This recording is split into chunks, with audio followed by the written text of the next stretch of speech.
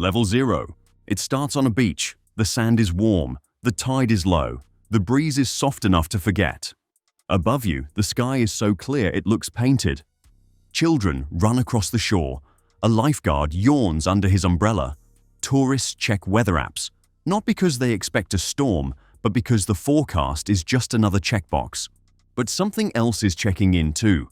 Far out over the Atlantic, past where the commercial flights fly, past the fishing boats, even past satellite sight, the ocean is warming. The sea surface is hotter than usual. The air above it, heavy. Moisture rises quietly, pulled by heat and held in place by nothing but the laws of physics. No one notices. Not yet. Clusters of thunderstorms begin to organize. Updrafts churn. The wind starts to rotate, not wildly, not dangerously, but just enough to remember how. Meteorologists don't call this a storm. They call it a disturbance. Because that's all it is. A subtle imperfection in the balance between heat, wind, and water. But disturbances grow. This is level 0, tropical calm. Not because nothing's happening, but because everything is about to. Level 1, tropical depression. Now the ocean is breathing. The scattered clouds start to spiral, not wildly but consistently. Thunderstorms cluster tighter. Wind speeds rise above a whisper. The center, once a loose swirl of disorganized weather, becomes defined. Meteorologists see it first. Wind speeds hit less than 39 miles per hour, 63 kilometers per hour. Pressure dips. The system earns its first name, tropical depression. You're still safe on shore. It's far away and it's just rain. But the satellite imagery tells a different story. Bands of convection wrap around a core. There's no eye yet, no hurricane hunter planes, no sandbagging. But the warning lights are blinking.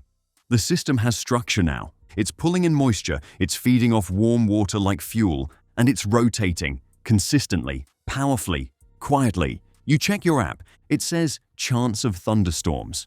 But this isn't random. This is organized chaos on a planetary scale. This is level 1 when the storm forms intent. Level 2, tropical storm.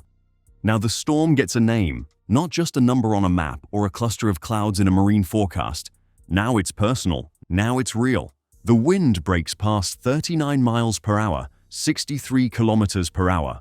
Rain bands wrap tighter around the center. Buoys in the Atlantic begin to tremble, and satellites record a clear spiral. This is a tropical storm. If you're on the coast, you start to feel it. Wind gusts slap the palm trees sideways. Rain pelts windows in horizontal waves. The sea pulls itself higher onto the shore, even without a storm surge. It's not just wet, it's angry. Ferries stop running. Outdoor events are cancelled. Flights reroute around the spiral. It's not a monster yet, but no one dares fly through it. You get a push alert. Tropical storm watch issued for your area. Not a warning. Not yet, but the suggestion is clear. Pay attention. Tropical storms can drop a meter of rain in a matter of days, flood neighborhoods, cause mudslides, even spawn tornadoes on their outer bands. At sea, waves stack up like buildings. Fishing boats flee. Container ships list hard to starboard. You still have power, still have cell signal, but the clouds are spinning now, and so is your sense of security. This is level 2. The ocean's breath has turned into speech, and the storm has something to say. Level 3, Category 1, Hurricane. The eye is born, thin at first, just a small void at the center of the storm's spiral. But it's there. The moment the wind speed crosses 74 miles per hour, 119 kilometers per hour, the tropical storm evolves. It's now a hurricane. People who were watching casually are watching closely now. Gas stations fill up. Plywood appears on storefronts. Local news rolls non-stop. The tone shifts from weather to event. The wind isn't a breeze anymore. It's a force. You hear it shrieking through the trees. Not whistling, shrieking. Palm fronds tear away and fly like knives. Street signs twist. Loose shingles begin to rattle loose and then rip completely. You hear transformers pop in the distance. The power goes out. You light candles, you check your phone. You realize your window is bowing inward. The air pressure is dropping fast. Outside, fences tip, trees groan. The rain moves sideways. Sheets of water that don't fall, they fly. Minimal by meteorological definition. But that word doesn't help you when your living room ceiling starts dripping. When the wind screams louder than your thoughts, when the house shifts, It's still survivable, but only if you're ready. Level 4, Category 2, Hurricane. Now it's not just a storm, it's a siege. Winds have climbed to 96 to 110 miles per hour, 154 to 177 kilometers per hour. Enough to snap trees in half, enough to rip the roof clean off a house. You don't feel safe behind glass anymore. You don't trust the doors to stay shut. You don't know if the generator has enough fuel, or if the water in the tub will be enough for 3 days. If you're still here, you're not sleeping, you're listening. To the groan of the rafters, to the boom of debris hitting the walls, to the eerie moments of silence between gusts, the eye may be. But it's not over. Outside, the streets are underwater. Not just flooded, moving with current. Cars float sideways, power poles tilt like matchsticks. You check your phone, the hurricane's name is trending. But there's no connection. The cell tower down the street went dark hours ago. Category 2 hurricanes are where infrastructure begins to fail outright, where wind becomes an engine of chaos, where even concrete buildings suffer cracked walls and shattered windows. It's not just about water or wind anymore, it's about time. How long until help comes? How long until the storm moves on? How long until the roof holds? This is level 4, and you're not watching the hurricane anymore, you're in it. Now the word hurricane changes meaning. This is no longer just a strong storm, it's a major hurricane, the kind that carves names into history. The moment sustained winds reach 111 miles per hour, 178 kilometers per hour, the scale stops calling it strong. It starts calling it destructive. This is level 5. The air outside is a wall. You don't walk in this wind. It throws you back. Trees that bent yesterday are snapped now. Big limbs tear off and spin across roads like spears. Mobile homes? Obliterated. Well-built homes? Damaged. Badly. Not just roof tiles or shutters, we're talking roof structure failure. Porches blown off, garage doors caved in, windows blown in by pressure alone, even if boarded. You see streetlights ripped from concrete, power poles fall in dominoes. You hear water pouring into basements through sewer backups. And then there's a storm surge. With a Category 3 hurricane, storm surge can reach 9 to 12 feet or more. That's enough to submerge entire first floors of coastal homes. Enough to turn highways into canals. Enough to make barrier islands vanish temporarily beneath the ocean. In towns where the levees are old or the ground is low, water comes from all directions, from the shore, from the sky, from beneath. Emergency services suspend operations. Hospitals go dark unless they have hardened generators. Shelters fill to capacity, the ones that didn't lose their roofs. And then come the tornadoes, small, violent whirlwinds spawned in the outer rain bands, hidden in the sheets of rain, invisible until they're inside your street.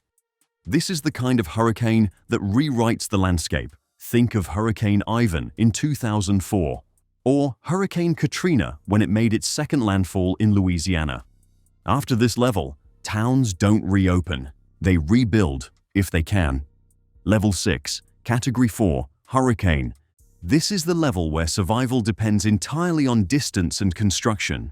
You can't ride this out in an upstairs bedroom, you can't drive away once the outer bands arrive, and you can't expect help during the storm because no one's coming until it's over. At 130 to 156 miles per hour, 209 to 251 kilometers per hour, the winds are not just powerful, they're destructive beyond recovery. This is level 6, Category 4, and it's where the scale stops being dramatic and starts being mathematical.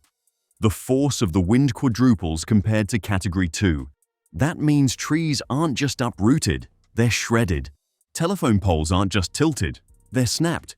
Even reinforced concrete buildings suffer roof failure and structural wall collapse. Entire blocks are unrecognizable afterward. Roofs peel off in one piece. Garage doors implode.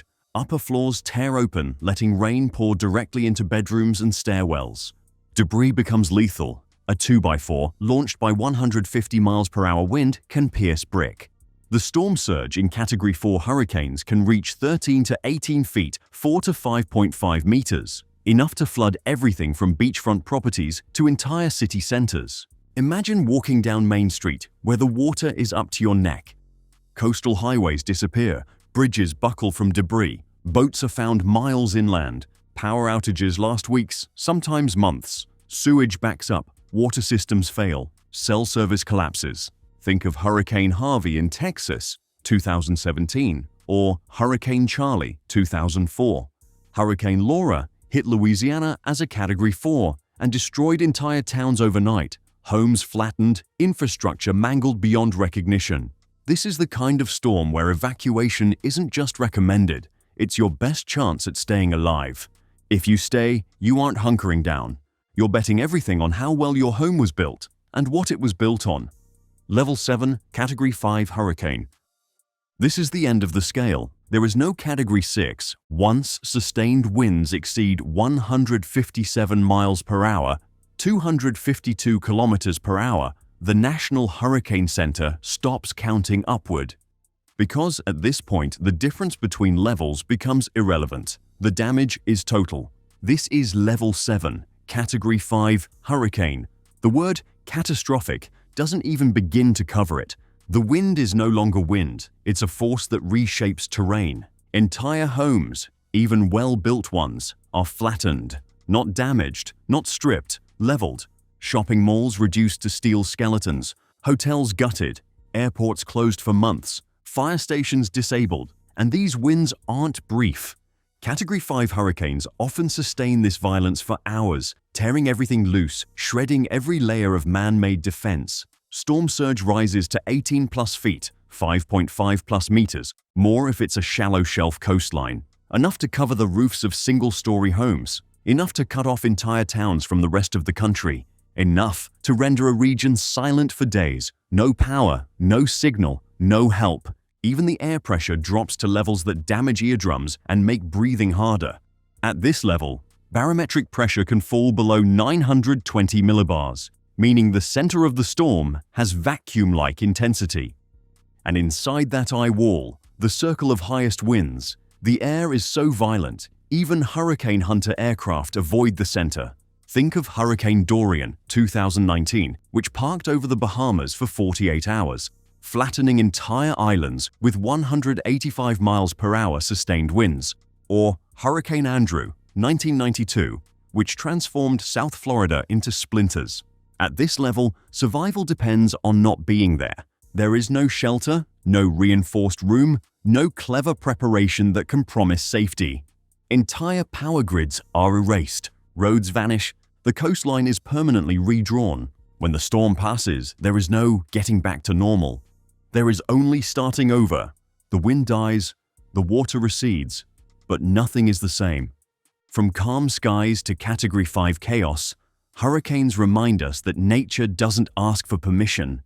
It simply arrives. If you made it through, you're lucky. If you are prepared, you're wise. Because when the next storm forms on the horizon, the only question that matters is, what level will it be? And will you be ready? More interesting videos are coming up, so stay tuned and subscribe to our channel.